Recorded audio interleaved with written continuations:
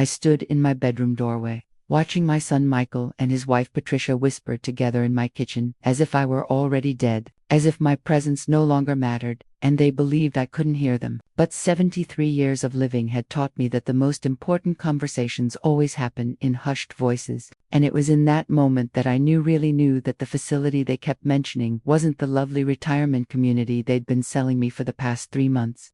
Because I heard Patricia say, "She's getting worse, Mike." Yesterday, she asked me 3 times what day it was, and Michael replied that I'd only asked once, because I'd changed my calendar while I was napping. And my name is Charlotte Hayes, and I'm calling to you from my lanai in Fort Lauderdale, Florida, where the ocean breeze reminds me every single day that I made the right choice. But before I get to the part where I'm sipping my tea and watching dolphins, I need to tell you how I almost lost everything. So where are you watching from today? Drop a comment below, because I love hearing from you beautiful souls out there. And this story begins 6 months ago in my 3-bedroom house in Sacramento, California, the house my late husband Frank and I bought in 1982, the house where we raised 2 children, the house I kept immaculate even after Frank passed 4 years ago, back when I volunteered at the library twice a week, played bridge every Thursday, and never missed a doctor's appointment. Though apparently none of that was enough for Michael and Patricia, because it started small, with Michael showing up unannounced, just to check in, and then Patricia began coming with him, her eyes scanning my counters like a health inspector's,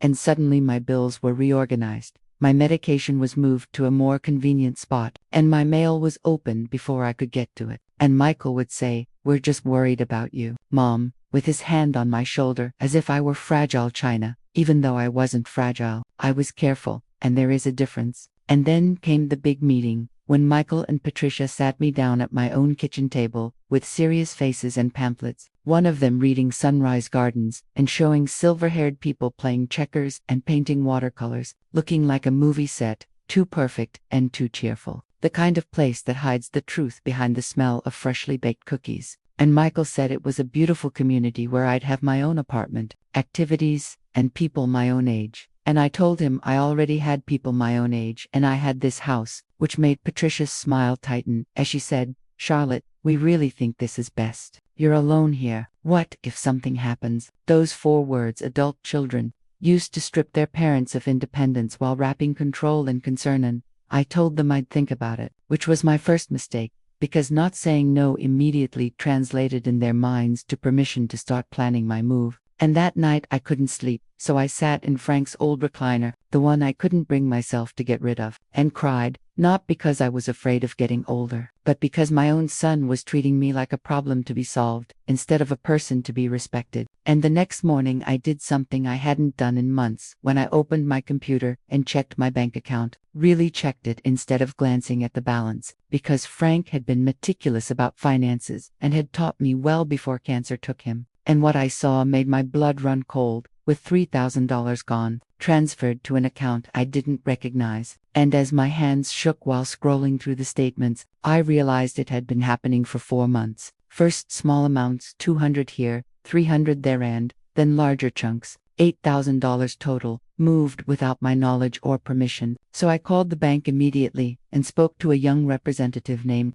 Jennifer, who told me the transfers were authorized through my online banking and listed under Michael Hayes, my son, my own son. And when I said I hadn't authorized any transfers, her voice softened as she explained that Michael had been added as a joint account holder 6 months earlier with full access. And though I didn't remember signing anything, I remembered the day he brought paperwork from my insurance company while I was cooking dinner and told me to just sign here and here, because I trusted him. And when I asked if she could remove him from the account, and she offered to flag it for fraud, I said no, not yet, not my son, just remove him today. And after I hung up, I sat at my kitchen table for an hour staring at nothing, because this wasn't about money, it was about betrayal, the kind that makes you question every hug, every "I love you, Mom," and every concerned phone call. And I knew I needed proof to understand exactly what I was dealing with. So, over the next week I became a detective in my own life, and found documents I'd supposedly signed, power of attorney forms, healthcare proxy papers, even a preliminary contract with Sunrise Gardens, all bearing my signature but none of my memory, because they'd caught me in busy, distracted, trusting moments. And then in my office drawer beneath old tax returns I found a folder labeled Mom's Care Plan, filled with printouts about memory care, units in nursing homes, and a letter from Patricia to Michael that made everything painfully clear, because it said that once they got me into Sunrise Gardens, they could sell the house.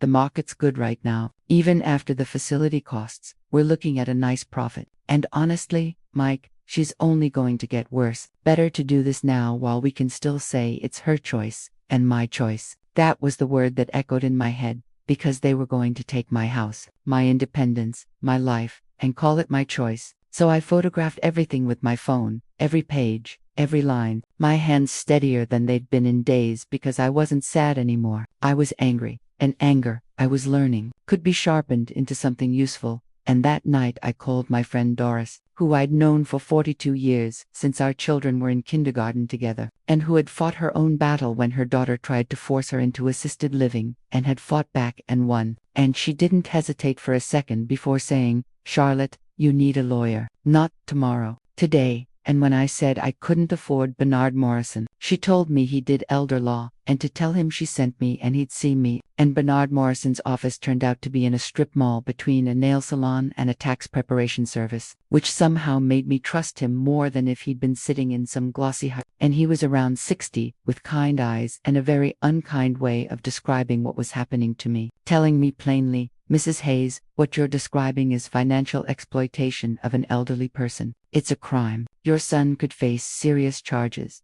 And I said quickly that I didn't want him arrested because he was my son. And Bernard leaned back in his chair and studied me before saying he understood, but that I needed to understand something too, that this rarely stops on its own. That right now it was $8,000 and a power of attorney I didn't remember signing, but next month it would be my house being sold, and the month after that, I'd be in a facility I didn't choose with no money and no way out. And his words hit me like a physical blow because I knew he was right. So I asked what my options were, and he laid them out carefully. Revoke the power of attorney, file for an injunction to prevent the sale of my property, report the financial exploitation to Adult Protective Services, and possibly press charges. And then he added there was another option, that I could leave, sell the house myself on my own terms, move somewhere they couldn't control me, take back my life before they took it from me. And I thought about my house, Frank's house, the memories in every room, but Frank was gone and memories couldn't be stolen,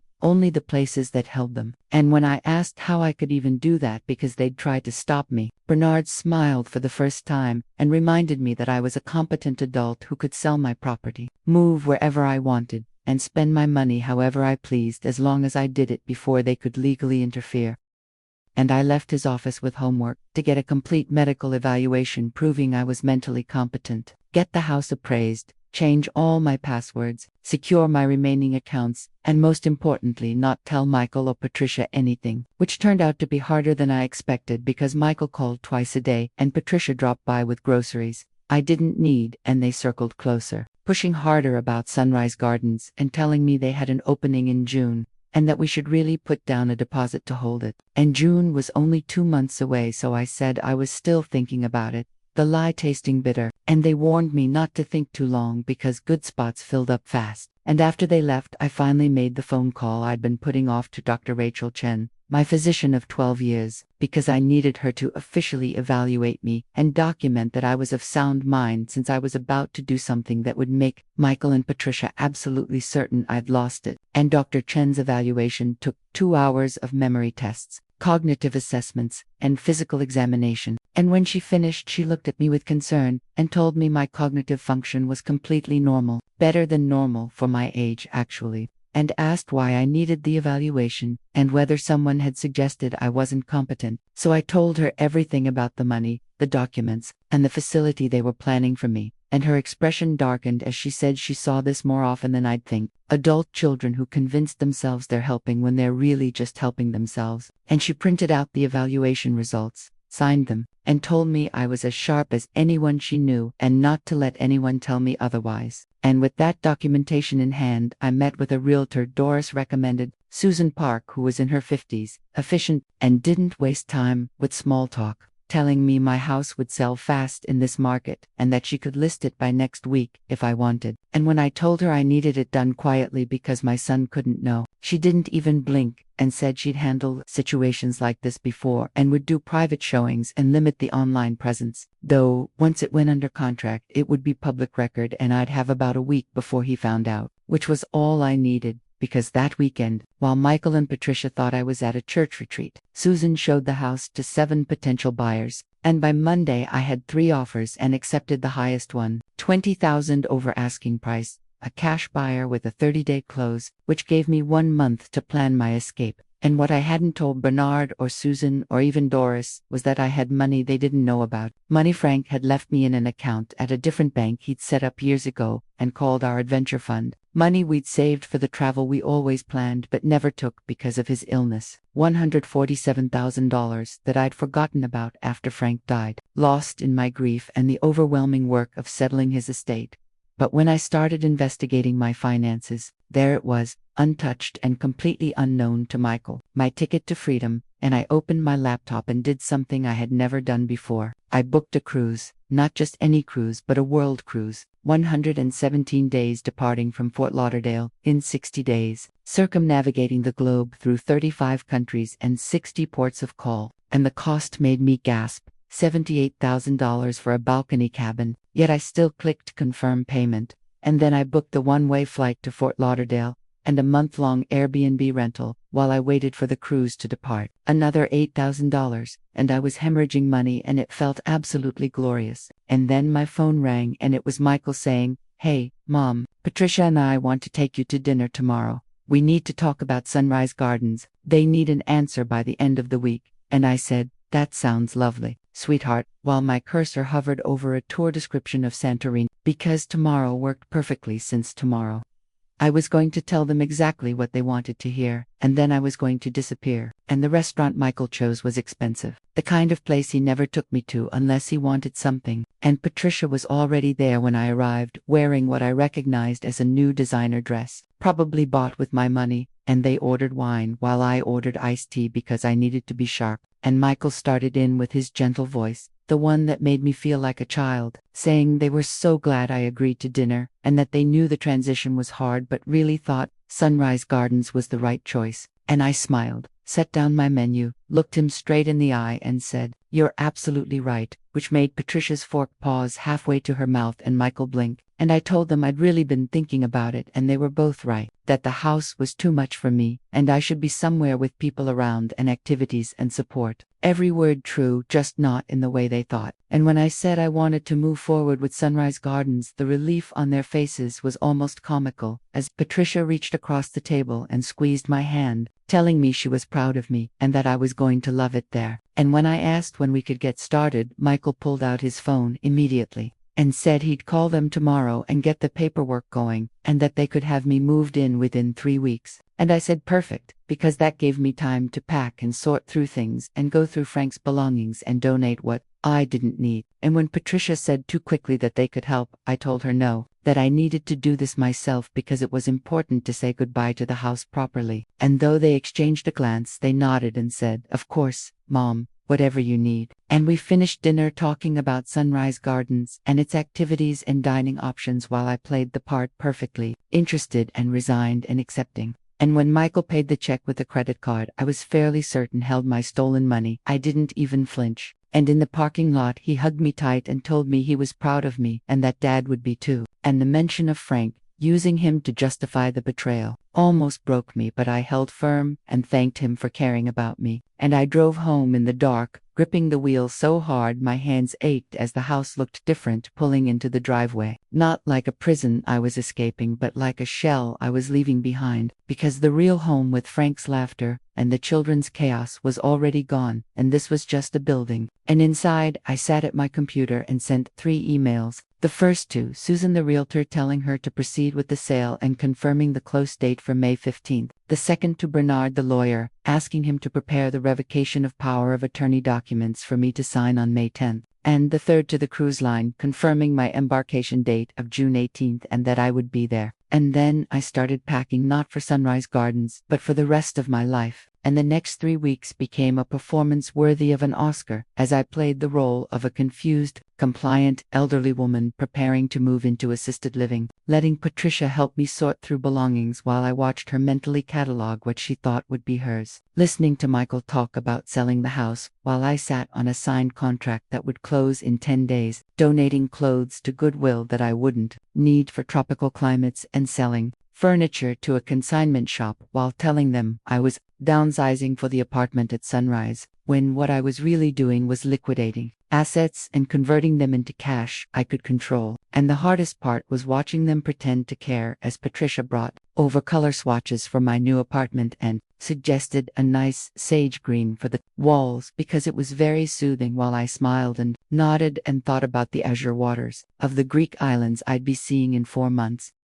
And when Michael stopped by with more legal documents about the facility and my care and their access to my accounts just in case, I signed nothing and told him I wanted to read them over first to be sure I understood, because it made me feel more in control. And he couldn't argue with that without revealing his true intentions. So he left the papers and promised to come back, but he never got the chance, because May 10th arrived. And at Bernard's office at 9 a.m., I signed the revocation of power of attorney, every document giving Michael control now legally void. And when Bernard warned me that they were going to be very angry, that they might try to challenge this and claim I was incompetent, I handed him Dr. Chen's evaluation and said, let them try. May 15th came next, the house closing, and Susan called me at 3 p.m. to say, Charlotte, it's done. The money will be in your account tomorrow. Where should I forward your mail? And I gave her the address of a mail forwarding service in Fort Lauderdale, every trace of my new life being routed away from Sacramento. Then, May 16th,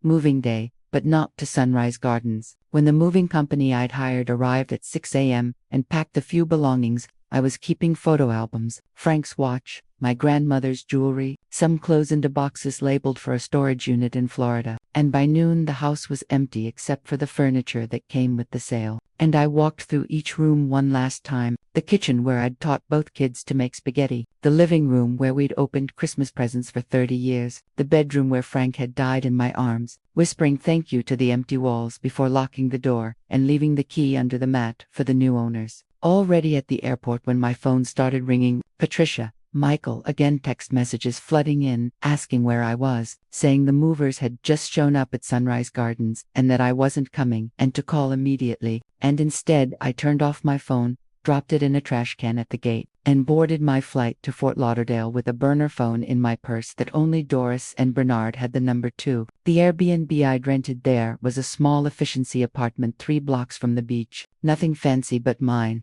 all mine. And the first night I sat on the tiny balcony listening to the ocean and cried, not from sadness, but from relief so profound it hurt, because no one was going to come check on me, no one was going to reorganize my cabinets, no one was going to steal from me while pretending it was for my own good. And of course I'd left a letter, because I wasn't cruel, mailing it to Michael the day before I left so he'd receive it after I was gone, telling Michael and Patricia that by the time they read it I'd be gone, not to Sunrise Gardens or any facility, that I'd sold the house and moved away to live my life on my own terms, that I knew about the money they took, the documents they had me sign without explaining, their plan to sell my house and profit from my care, that I'd revoked their power of attorney and they no longer had access to any of my accounts, and that if they tried to find me or interfere with my life, I would press charges for financial exploitation, that I didn't hate them but was disappointed and there was a difference, and maybe someday we could repair this, but that day wasn't today. Signed simply, Mom. My new phone rang on day 3 and it was Doris telling me he'd called her, frantic, wanting to know where I was, and when I asked what she told him she said that I was safe, sound of mind,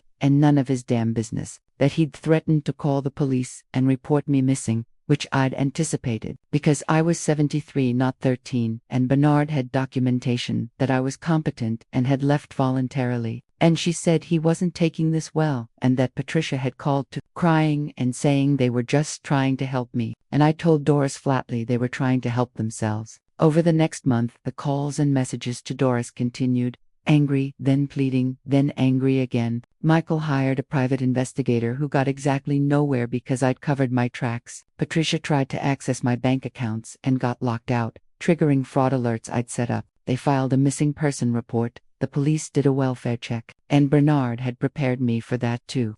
So, when an officer called my burner phone, and I confirmed I was fine and had left voluntarily, that was the end of it. And when Doris asked if I was sure about the cruise because it was a lot of money, I told her it was my money, and Frank would want me to use it, that we'd always talked about seeing the world together, and I was just doing it a little later than we planned. Though the truth was that some nights I'd look at the itinerary and panic. 117 days alone on a ship. What if I got sick? What if I hated it? What if I'd made a terrible mistake? But then I'd remember Patricia's face as she talked about the profit from selling my house and Michael's hand on my shoulder, treating me like a burden, and I'd know I'd made the right choice. And if you're still watching, I'd ask you to do me a favor and hit that subscribe button, because I want to know my story is reaching people who understand. And then June 18th dawned clear and bright, and I stood at Port Everglades watching my ship, the Ocean Voyager, looming like a floating city with 17 decks, 2,000 passengers, and 117 days ahead of me, terrified, as a young woman in a crisp uniform smiled at me at the check-in desk.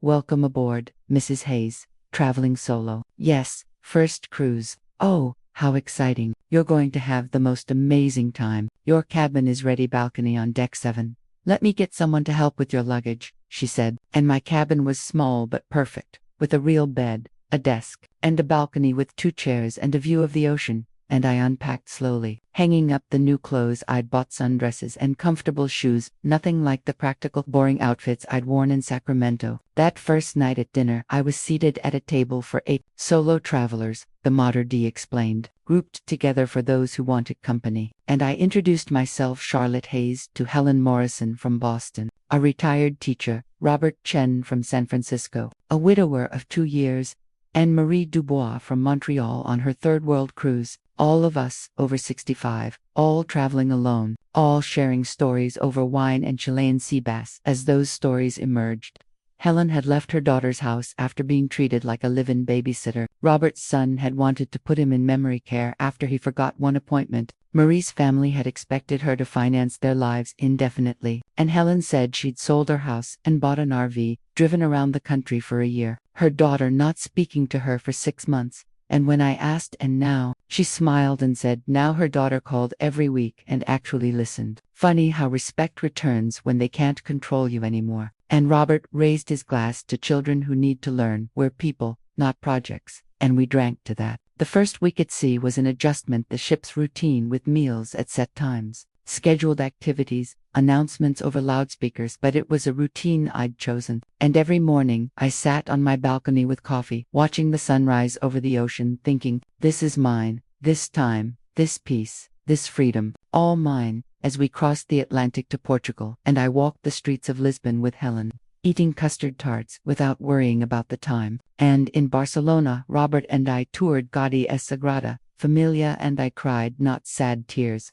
but tears of gratitude that I'd lived long enough to see it. And in Rome I stood in the Sistine Chapel, craning my neck to see Michelangelo's ceiling, and thought about Michael and Patricia in Sacramento, probably still angry and convinced I was wrong. Maybe I was. Maybe good children don't abandon their parents, but maybe good parents don't steal from their children either, until, in Greece, something shifted when we docked at that postcard perfect island with white buildings and blue domes perched on cliffs above the Aegean Sea. And I took the cable car up from the port with Marie, who asked why I'd been quiet lately, and I admitted I kept waiting to regret the money, the cruise, leaving my son behind, but I didn't, and asked if that made me a terrible mother. And Marie stopped with the brilliant blue ocean behind her, and told me she'd been married 42 years to a man who said every decision she made was wrong, and after he died her children did the same, saying she was too old to travel alone, too old to spend their inheritance, too old to make her own choices, and that she finally realized they didn't want a mother but a convenient grandmother-shaped ATM who'd babysit for free and leave them money when she died, telling me I wasn't a terrible mother. I was finally being a good one to myself. That evening, I sat at a taverna, overlooking the caldera, drinking wine and eating moussaka as the sun set in impossible shades of pink and gold, a musician playing bouzouki while couples danced, and I felt joy, pure, uncomplicated joy, until my new phone buzzed with an email from Bernard saying Michael had hired an attorney, and they were threatening to sue for return of the stolen money from the house sale. and needed me to call, and I stared at it for a long time before deleting it and ordering another glass of wine. Then the next day I called Bernard from the ship and he explained they were claiming I was incompetent when I sold the house, coerced or confused, but he had Dr. Chun's evaluation dated 2 weeks before the sale and they knew it too, which was why it was posturing, though it could be expensive with legal fees, depositions, court appearances, and I might need to come back to California. And as I watched the Mediterranean slide past my balcony endless and blue and free, I asked how much it would cost to make them go away, and he said realistically $50,000 would probably do it because it was about money, not principles. And I considered that $50,000 almost a year of the cruise cost, but also my peace of mind, and said, counteroffer, $25,000, final offer. If they refuse, I'll see them in court, and I'll bring documentation of every dollar Michael stole from my account. I'll press charges for financial exploitation, I said, and I'll make sure everyone in their social circle knows exactly what they did. And Bernard was quiet for a moment before saying, "You've changed, Charlotte," and I replied, "No, I've just stopped pretending to be someone I'm not." And 3 days later, while we were docked in Croatia, Bernard called back to tell me they'd taken the deal, $25,000, and would sign a release agreeing to no further legal action and to no contact unless I initiated it. So I told him to send me the papers, signed them in the ship's business center, scanned them back, transferred the money, then went to the pool deck, ordered a Mai Tai, and watched us sail away from Dravnik as the cruise continued through the Suez Canal, down the Red Sea, across the Indian Ocean to India, Thailand, and Vietnam. Each port a revelation street food in Mumbai that made my tongue burn and my heart sing. A massage in Bangkok that nearly put me to sleep. The gardens, efficiency, and stunning modernity of Singapore while Helen, Robert, Marie, and I became inseparable, calling ourselves the Escape Committee as we compared notes on families, angry calls tapering into grudging acceptance and slow rebuilding on new terms, Helen's daughter apologizing and planning a visit, Robert's son finally accepting his father was healthy and capable, Marie's family still silent but her at peace with it, saying some people can't handle it when you stop being useful and start being happy. And as we crossed the Pacific toward Hawaii, through the Panama Canal, and back to Fort Lauderdale, I realized I'd changed skin darker from the sun, body stronger from walking, smile easier, but more than that, I'd stopped apologizing for taking up space in the world. And on the last night, our table of 8 shared a farewell dinner with 4 others we'd added over the months, another widow, a retired nurse, a former accountant, and a woman who'd spent her life caring for her disabled sister and was now, at 71, traveling for the first time. And when Robert asked what was next, I told him I'd stay in Fort Lauderdale, that I'd already put a deposit on a small condo near the beach that was mine. And when he asked about my son,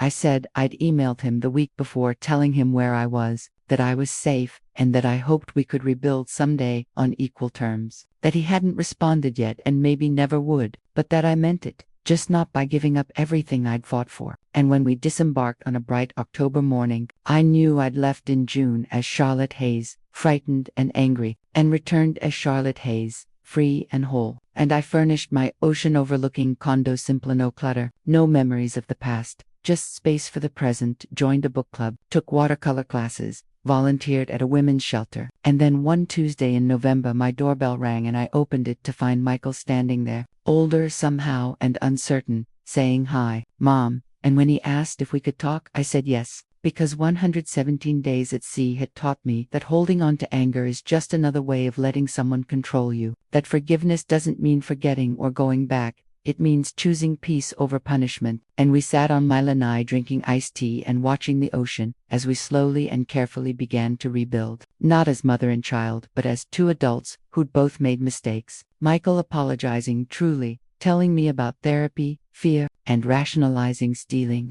saying he'd paid back every penny with interest and deposited it into my account, $8,400, which I'd seen. And we talked for 3 hours that day, then the next week, and the next. Patricia coming once, stiff and formal, honesty replacing illusion. And when people ask if I regret the cruise or wasting the money, I tell them I regret the years I spent thinking I had to be small, believing being a good mother meant sacrificing dignity, letting fear decide. But the cruise, the $78,000 spent circumnavigating the globe while my son thought I was going to rot in a facility, was the best money I ever spent, because it was never really about the ports, the food, or even the friends I made. It was about proving to myself that at 73 years old I was still the author of my own story, that I could write a new chapter that didn't include betrayal or control or playing small. And now I'm 74, and planning another trip, a river cruise through Europe, this time, just 8 weeks, with Helen coming along, going in spring when the tulips bloom in Amsterdam. And Michael knows about it and asked if the money wouldn't be better saved for emergencies, and I told him I'd lived through enough emergencies to know that the biggest one is reaching the end of your life with regrets and money still sitting in the bank. And my life isn't perfect, and I still have hard days, and I miss Frank every single day. And some mornings I wake up and wonder what I'm doing in Florida, so far from everything I knew. But then I walk down to the beach or call Helen to plan our next adventure, or sit on my lanai watching the dolphins play in the surf. And I remember, this is what freedom feels like. This is what it means to choose yourself. And if that makes me selfish or a bad mother, or ungrateful or difficult or any of the other words people use to describe women who refuse to disappear quietly, well, I can live with that, because I lived 73 years being what everyone else needed me to be. And these next years, however many I have left, are mine.